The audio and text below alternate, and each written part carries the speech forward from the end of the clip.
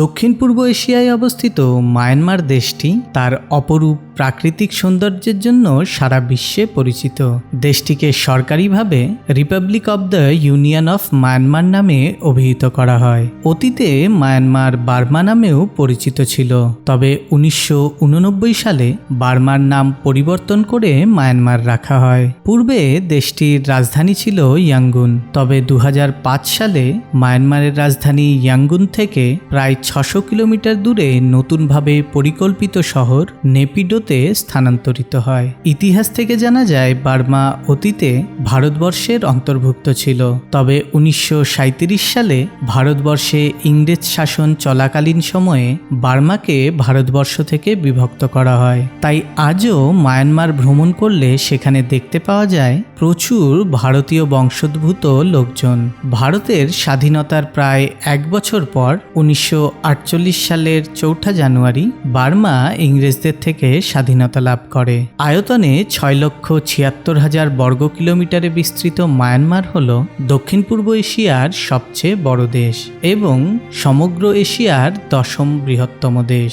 অপরূপ সুন্দর মায়ানমারের উত্তর দিক হল মূলত পার্বত্য অঞ্চল, যেখানে রয়েছে সর্বোচ্চ শৃঙ্গ হকাকাবো রাজি, যেটির উচ্চতা প্রায় 5,881 মিটার। আরাকান ইয়োমা পর্বতমালাটি মায়ানমার এবং ভারতের মধ্যে একটি প্রাচীরের সৃষ্টি করেছে।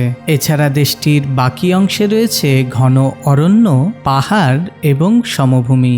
2170 কিলোমিটার লম্বা ইরাভাডি নদী হল দেশটির প্রধান নদী। নদী অববাহিকায় থাকা সমভূমি অঞ্চল দারুণ উর্বর, তাই সেখানে প্রচুর পরিমাণে কৃষিকাজও হয়। মায়ানমারের অধিকাংশই কর্কট ক্রান্তি ও বিষুব রেখার মাঝে অবস্থিত, তাই সেখানে প্রায় সারা বছরই বৃষ্টিপাত হয়। মায়ানমারের বার্ষিক বৃষ্টিপাতের পরিমাণ প্রায় 1800 মিলিমিটার। অধিক বৃষ্টিপাত হওয়ার ফলে প্রচুর ধান উৎপাদন করাও সম্ভব হয় সেখানে। মায়ানমারের উত্তরের অংশ পার্বত্য অঞ্চল হওয়ায় বেশ শীতল থাকে।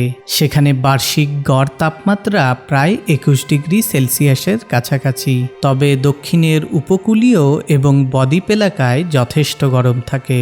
দক্ষিণের গড় তাপমাত্রা প্রায় 32 ডিগ্রি সেলসিয়াসের কাছাকাছি পরিলক্ষিত হয়। মায়ানমারের মোট জনসংখ্যা প্রায় 5,36,00,000 কাছাকাছি, যার মধ্যে 32% লোকজন শহরে থাকেন এবং বাকি 68% গ্রামে বাস করেন।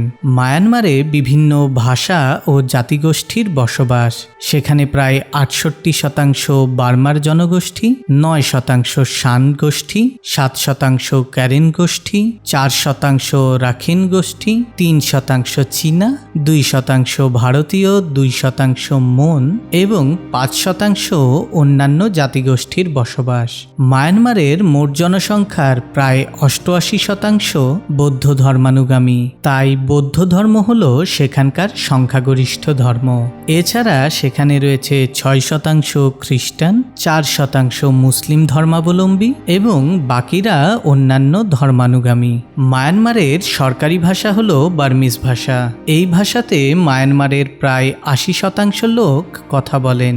এছাড়াও মায়ানমারে স্থানীয় আরও প্রায় 100টি ভাষা প্রচলিত রয়েছে, যেগুলির মধ্যে অধিক প্রচলিত ভাষাগুলি হল ক্যারেন, কাচিন, চীন, হোকিয়েন চাইনিজ, শান, মন, পালায়ুং এবং ওয়া। তবে আন্তর্জাতিক ক্ষেত্রে ইংরেজি ভাষার প্রচলনই সবচেয়ে বেশি। মায়ানমারের জাতীয় মুদ্রা হল ক্যাত। 1 ভারতীয় রুপি প্রায় 23 ক্যাতের সমান। তাই ভারত, বাংলাদেশ, নেপাল ও ভুটানের নাগরিকদের জন্য মায়ানমার ভ্রমণ অত্যন্ত সস্তা। মায়ানমার দক্ষিণ পূর্ব এশিয়ার অন্যতম দরিদ্র দেশ। আধুনিক প্রযুক্তিতে দক্ষ শিক্ষিত লোকজনের অভাব মায়ানমারের অর্থনৈতিক বিকাশের অন্যতম বাধা। কয়েক দশক ধরে চলা গৃহযুদ্ধ এবং রাজনৈতিক অশান্তি দেশটির দারিদ্রতার অন্যতম কারণ। রিপোর্ট অনুযায়ী দেশটির মোট জনসংখ্যার প্রায় 37% বেকার এবং 26% দরিদ্র সীমার নিচে জীবনযাপন করেন। মায়ানমারের বর্তমান অর্থনীতির প্রভাব সেখানকার নাগরিকদের দৈনন্দিন জীবনেও বেশ দেখা যাচ্ছে।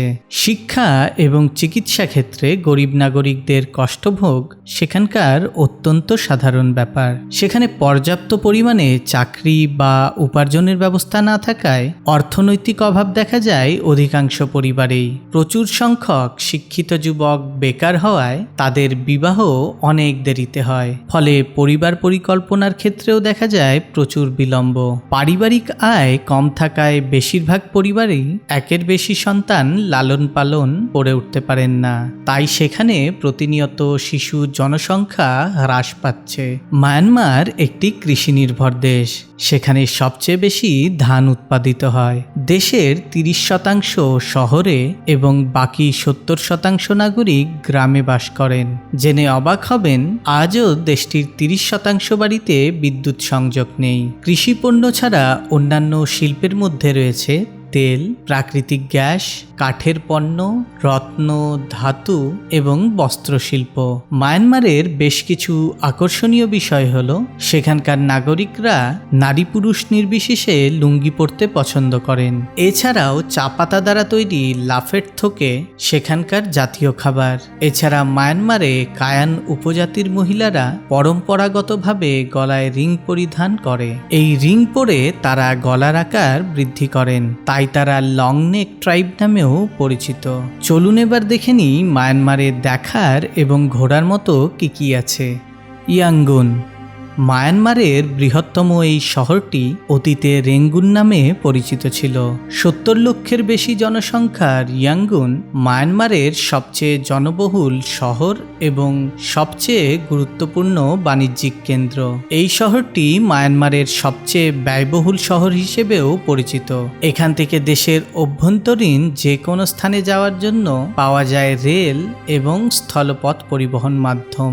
আন্তর্জাতিক দেশগুলি থেকে বিমানপথে ইয়াঙ্গুন শহরের যোগাযোগ রয়েছে। শহরের একটি বিখ্যাত ধর্মীয় নিদর্শন হল সোয়েডাগন প্যাগোডা। সিঙ্গুত্তরা পাহাড়ে অবস্থিত 367 ফুট উচ্চ এই মন্দিরটি মায়ানমারে অত্যন্ত পবিত্র হিসেবে পরিচিত এবং একটি অন্যতম পর্যটন আকর্ষণ কেন্দ্রও বটে। কথিত আছে প্রায় 2600 বছর আগে মন রাজাদের দ্বারা এই মন্দিরটি নির্মিত হয়েছিল। মন্দিরের চূড়াটিতে খচিত রয়েছে প্রায় 5448টি হিরে এবং 2317টি রুবি। এছাড়া মন্দিরের বহু অংশ সোনার চাদরে মোড়া থাকায় মায়ানমারের এই বুদ্ধ মন্দিরটি গোল্ডেন প্যাগোডা নামেও পরিচিত। ঐতিহ্যবাহী এই প্যাগোডাটি ছাড়াও ইয়াঙ্গুনে রয়েছে দেখার মতো আরও বেশ কয়েকটি স্থান, যেমন সুলে প্যাগোডা, ন্যাশনাল মিউজিয়াম, বোতাথাং প্যাগোডা, চাউত্তাদগি বৌদ্ধ মন্দির ইত্যাদি। মন্দালয়। মায়ানমারের দ্বিতীয় বৃহত্তম শহর এবং শেষ রাজকীয় রাজধানী হল মন্দালয়, তাই সেখানে দেখা মেলে বহু রাজকীয় নিদর্শনের। কুথোদাও প্যাগোডা হল সেখানকার মুখ্য পর্যটক আকর্ষণ। এই প্যাগোডাটি সারি সারিভাবে সজ্জিত 700টি মন্দিরের সমন্বয়ে তৈরি। এক একটি প্যাগোডার মার্বেলে ত্রিপিটকের এক একটি পৃষ্ঠার শিলালিপি দেখা যায়। মাউন্ট পোপা। এই অঞ্চলে অবস্থিত একটি প্রাচীন বিলুপ্তপ্রায় আগ্নেয়গিরি হল মাউন্ট পোপা। এটি বার্মিজদের জন্য একটি পবিত্র তীর্থস্থান হিসেবেও পরিচিত। মাউন্ট পোপা থেকে আশেপাশের অঞ্চলের দৃশ্য দেখায় অত্যন্ত সুন্দর। এগুলি ছাড়াও সেখানে দেখার মতো রয়েছে স্ফেনান্ডাও মনাস্ট্রি, মহামুনি প্যাগোডা, মন্দালয় প্যালেস ইত্যাদি। বাগান। ওল্ড বাগান হল মায়ানমারের একটি প্রাচীন শহর এবং একটি ইউনেস্কো ওয়ার্ল্ড হেরিটেজ সাইট। সেখানে পুরো শহরটি জুড়ে ছড়িয়ে ছিটিয়ে রয়েছে প্রায় 2000টিরও বেশি বৌদ্ধ মন্দির ও স্তূপ। বর্তমানে সেখানে বহু পর্যটক হট এয়ার বেলুনে চড়ে শূন্যে ভেসে পুরো শহরটি ভ্রমণ করে দেখেন। Inlay lake. এই লেকটি হল মায়ানমারের দ্বিতীয় বৃহত্তম হ্রদ, যেটি মূলত বিখ্যাত ভাসমান উদ্ভিদের বাগান হিসেবে। এছাড়া সেখানে চাষ করা হয় টমেটো, বিভিন্ন পাতাজাতীয় গাছ এবং মাছ। সেখানে এক পায়ে নৌকা চালানো জেলেদের মাছ ধরার পদ্ধতি দেখার জন্য সারা পৃথিবী থেকে প্রচুর পর্যটক ভিড় করেন।